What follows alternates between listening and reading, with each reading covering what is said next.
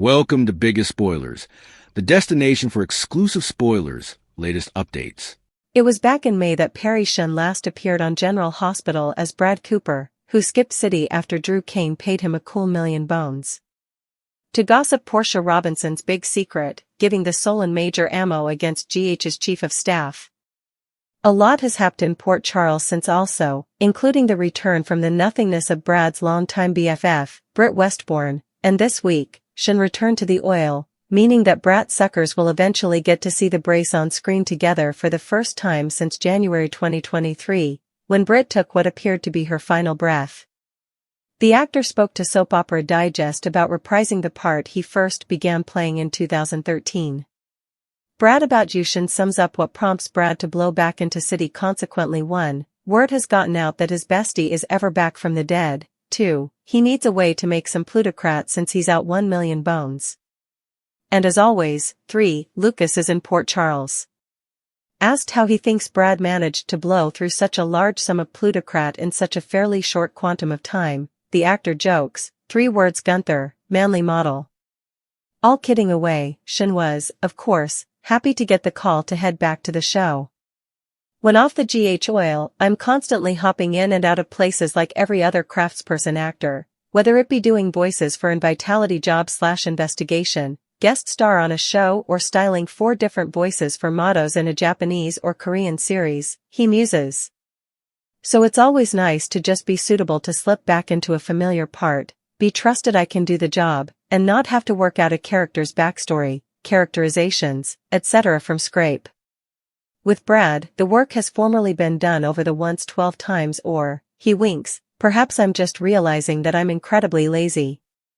There will be no deficit of drama for Brad to step right back into, given that the ex-husband he has no way relatively given up stopgap of winning back, the forenamed Lucas, is getting serious with his new paramour, Marco. In fact, they've just lately taken the major step of moving in together. Lucas is over the moon, Shun notes, moving into Windmere with Marco. Everything seems to be eventually going the way Lucas had always hoped for in a relationship. Which is, of course, going to be a bitter lozenge for Brad to swallow. Brad's enough taken suddenly, the actor says of how his character reacts to the news of Lucas's change of address. He assumed, or hoped, that Marco was just an answer fling and that the relationship was long over by now. Shun took the news much better than Brad. I tete-a-tete love that Lucas has found out, he enthuses. It's great to see a different dynamic unfold with Van and Adrian. But I also suppose you've still got that great combined history with Brad and Lucas to still tap into. They might not reunite on a romantic position, but having them get back to the foundation of what constitutionally connected them in a fellowship situation would be a cool side to see as well. Though he hadn't participated a ton of scenes with Hansis in the once, he primarily played the Brad/Lucas relationship back when Ryan Carnes held the part. The 2 actors picked up right where they'd left off. Declaring it great to work with fellow ridiculous book aficionado Hansis again, Shun teases, but our pesky scenes kept getting in the way of my geek mode and trying to hear his studies on the rearmost live-action ridiculous book pictures, Fantastic Four and Superman, that had been released since I last saw him.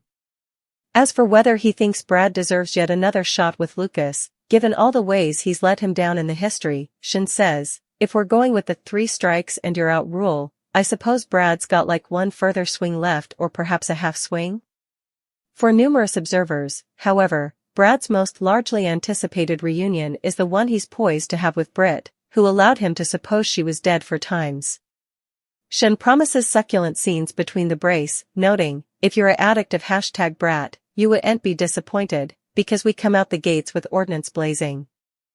It was in the warmth of May when Perry Shun last graced the screen of General Hospital as the beleaguered Brad Cooper, a man who chose flight over fight after Drew Kane sealed his silence with a $1,000,000 payoff. That hefty sum was the price for exposing Portia Robinson's life-altering secret, a revelation that armed a political foe with devastating ammunition against the hospital's chief of staff. In the tumultuous world of Port Charles, where days unfold like years, the landscape has shifted dramatically in Brad's absence.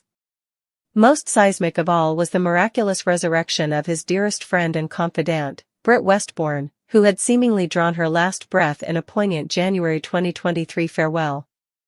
This week, Shin makes his long-awaited return to the canvas, heralding a moment Brat devotees have yearned for, the first on-screen reunion of the iconic duo in over a year and a half.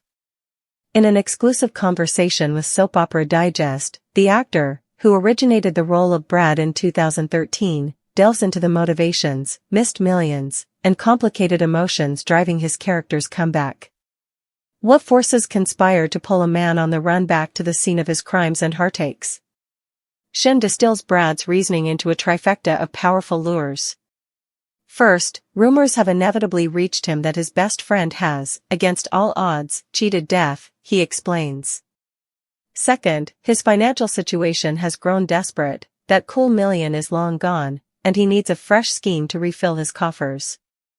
And third, as constant as the Port Charles tide, Lucas remains there.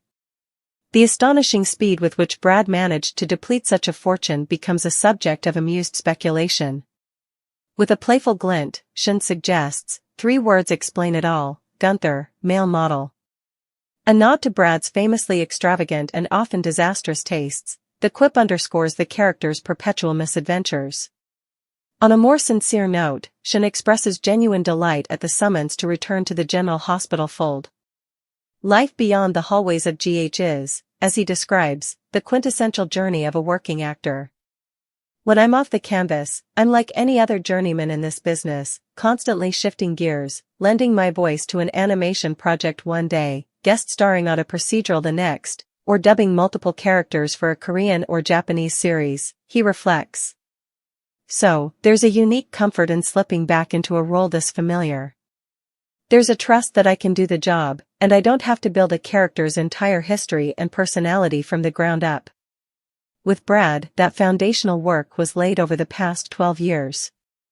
He then adds with a self-deprecating wink, or maybe this just proves I'm incredibly lazy and enjoy the head start. Laziness, however, will be in short supply for Brad upon his return. He is walking into a maelstrom of emotional turmoil, particularly centered on the great love of his life, Lucas Jones. Despite their painful history, Brad has never fully extinguished the flame of hope for reconciliation. That hope is now facing its coldest draft yet. Lucas has not only moved on but has done so with serious commitment to his new partner, Marco. Their relationship has progressed to a significant milestone, cohabitation. Lucas is over the moon, Shin notes, outlining the new reality. He's moving into Windmere with Marco. From Lucas's perspective, everything is finally aligning in the way he's always dreamed a relationship could be. This domestic bliss is nothing short of a dagger to Brad's heart. Brad is pretty taken aback, Shin says of his character's reaction to Lucas's change of address. He had assumed, or more accurately, he had desperately hoped, that Marco was just a rebound fling, something temporary that would have fizzled out by now. To see it not only lasting but thriving is a brutal shock. While Brad grapples with this bitter pill, Shin himself embraces the narrative development. Personally, I love that Lucas has branched out, he enthuses. It's fantastic to see a different dynamic unfold with actors Van Hansis and Adrian Walker. But I also think there's that deep, rich shared history between Brad and Lucas that's always there to tap into.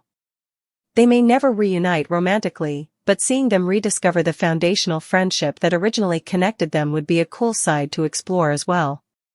His collaboration with Van Hansis, who now portrays Lucas, has been seamless. Though their past on-screen history is limited, Shin's most intense Brad/Lucas storylines were with former portrayer Ryan Carnes. The actors found an instant rhythm. It was great to work with Van again, a fellow comic book aficionado, Shin shares, before teasing a minor conflict. Though our pesky emotional scenes kept interfering with my geek mode. I was constantly trying to sneak in questions about his thoughts on the latest live-action comic book movies, like Fantastic Four and Superman, that had come out since we last met. The question of whether Brad, given his extensive ledger of mistakes and betrayals, deserves another chance with Lucas hangs in the air. Shin approaches it with a mix of realism and hope. If we're going by the classic 3 strikes and you're out rule, he ponders, I think Brad might have one more swing left in him, or maybe it's just a half swing at this point. Yet, for a significant segment of the audience, the emotional epicenter of Brad's return is not a romantic reunion, but a platonic one. His impending confrontation with Britt Westbourne, the friend who knowingly let him mourn her as dead for years, crackles with anticipated drama. Shin promises viewers a satisfying and explosive payoff. The scenes are delicious, he previews with a grin. If you are a fan of #Brat, you will not be disappointed. We don't tiptoe back into this relationship. We come out the gates with guns blazing. Brad Cooper's return to Port Charles is thus a baptism by fire, a plunge back into a world of encouraging words from a risen friend and angry threats born of a love that refuses to die. It is a story of financial desperation, emotional desperation, and the unbreakable, if deeply flawed, bonds that define a soap opera life. His journey forward is paved with the wreckage of his past decisions, but also flickering with the fragile hope of redemption, one complicated, gripping scene at a time. The week of December 8th in Port Charles felt less like a prelude to holiday cheer and more like a stark referendum on the respect afforded to its women. It was a baptism by fire for some, a trial by frustration for others, all set against a backdrop of manipulative threats and the rare, hard-won encouraging word. From the interrogation room to the hospital corridor to the family living room, the women of General Hospital found themselves constantly on the defensive, fighting to be heard, believed, and treated as more than pawns in games played by powerful men. The most visceral illustration of this dynamic played out in the brutal verbal and psychological showdown between Ava Jerome and Sonny Corinthos. This was no mere mob drama, it was a masterclass in gendered intimidation.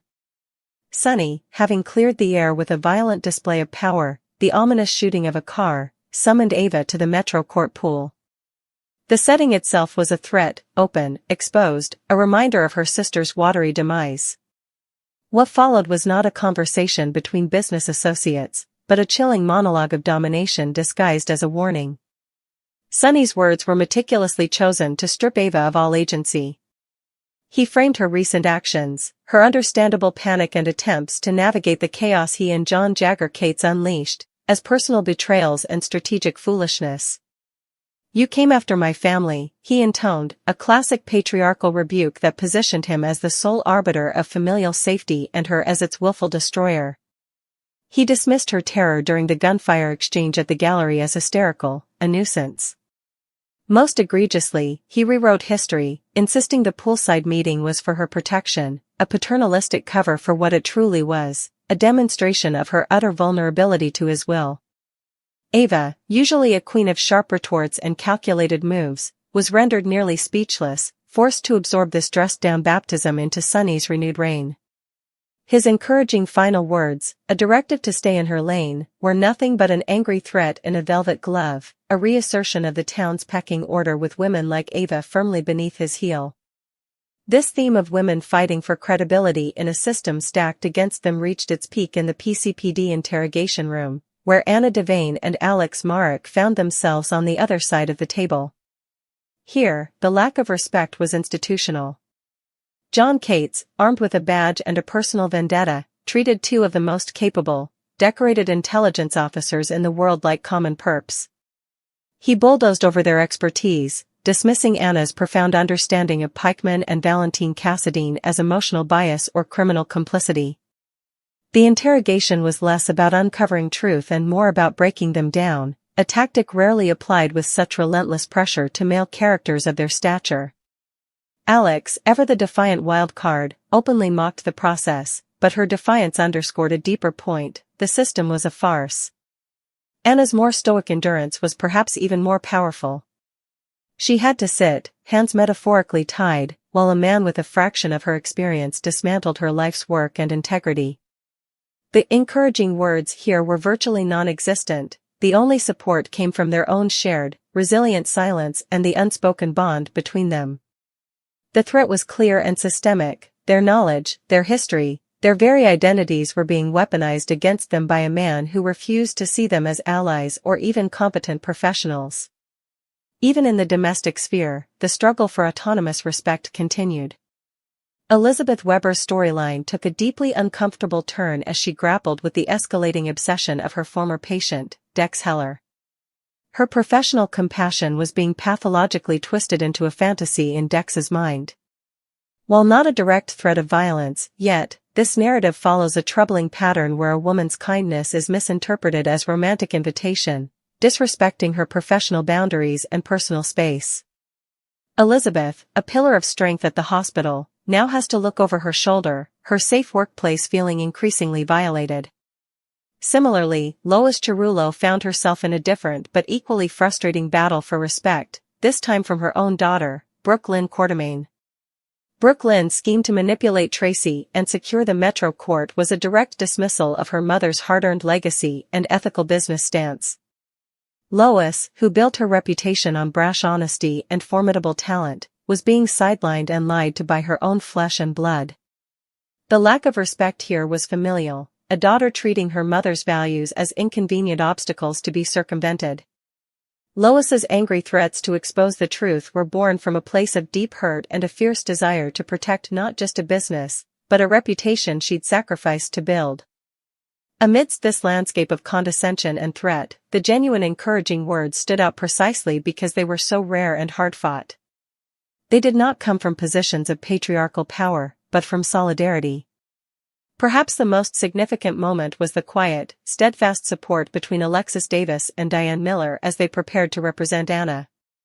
This was a coalition of formidable female intellects, respecting each other's expertise and uniting against a common, oppressive force. Diane's confident strategy and Alexis's unwavering belief in Anna's innocence formed a protective bulwark against the disrespect hurled by the DA's office and the PCPD. Even Laura Collins's weary but determined stewardship of the city as mayor served as a subtler form of encouragement. In a week where men like Sonny and Kate sought to control through fear and force, Laura's presence was a reminder of a different, more collaborative kind of strength. Her efforts, while constantly challenged, represented a system that should respect due process and truth, even if it was currently failing. The week of December 8th was, therefore, a collective baptism for Port Charles's women. For Ava, it was a baptism in renewed subjugation. For Anna and Alex, it was a baptism in institutional contempt.